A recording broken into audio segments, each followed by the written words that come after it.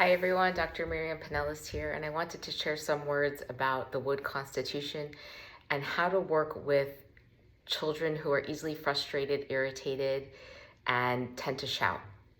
How to work with the elements to achieve peace in the home and peace within the self.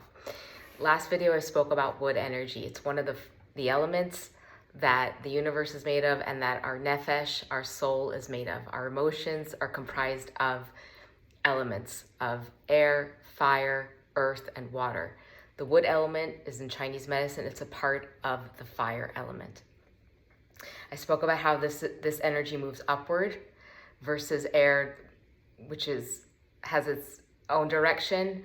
Fire's direction is upward, water is downward. So in the physical body, medically, we're going to see imbalances in the wood from usually from the diaphragm or the neck up. So neck pain, shoulder pain, migraines, allergies, and so forth.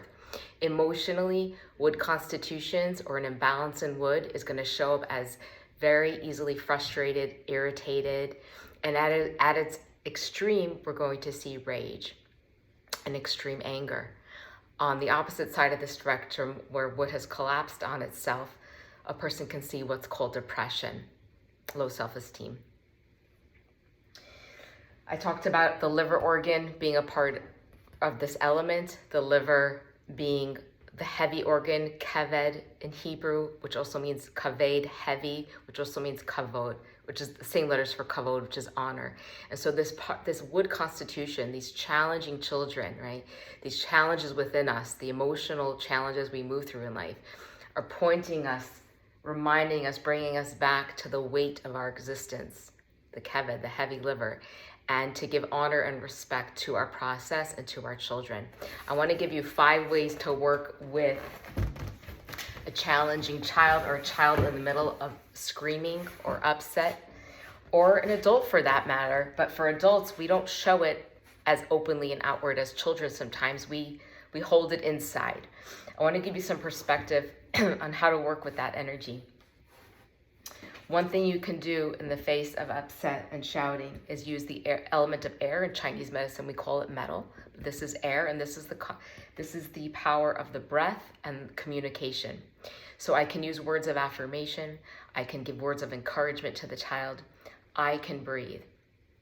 Very often with the child erupting in anger, we want to tell them, breathe, just breathe, take a deep breath. They often cannot, but we can.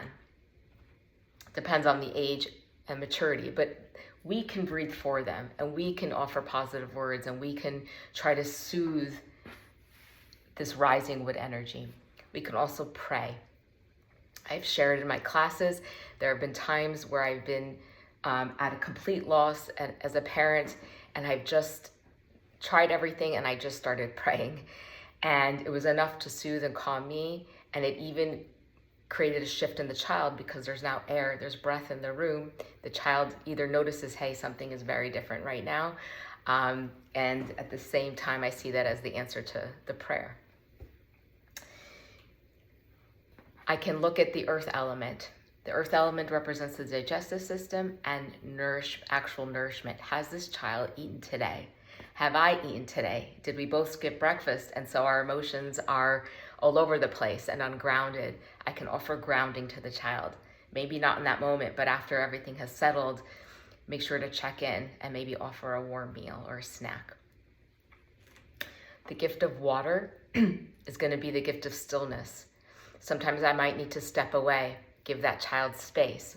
Water is the mother of the wood element. Wood constitutions need space. They want to figure things out on their own. They want their independence. And we're able to give that each to their own level depending on the age. But sometimes I need to walk away to give them space or to give myself space to regulate. The water element is connected to the nervous system. Sometimes if I can't leave the room, you can embody the water element, which is at the bottom of the chart. You can get on the floor.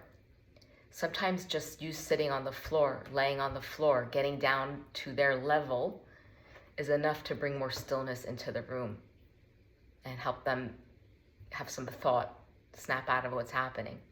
You're moving things for them energetically. You're not using an acupuncture needle or maybe your hands in some way, but with your body, you're creating a shift in the room. You can give the gift of fire. The gift of fire is your heart. It's your presence. It's not leaving the room in the face of their upset, in the face of their yelling at you, whatever it is, your ability to stay present. And if you can in that moment or later, you're gonna also use the gift of fire, which is the gift of physical touch.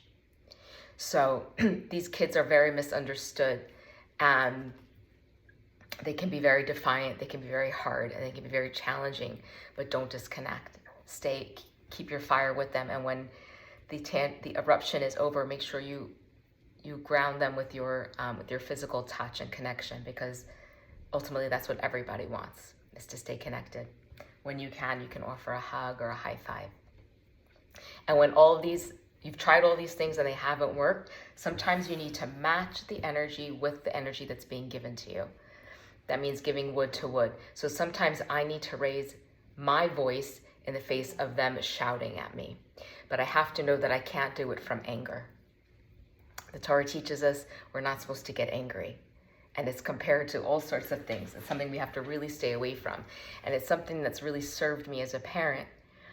When I'm getting angry and I'm reacting, I keep in my consciousness, but I can't be angry. And when I have that consciousness, it gives me a pause to remember something happened to bring this anger. This didn't come out of nowhere. What is going on with this child? Sometimes these don't work. You have to match it and you have to raise your voice, but don't do it with anger, because the child can smell it. They know when you're acting out of anger or out of a sense of control.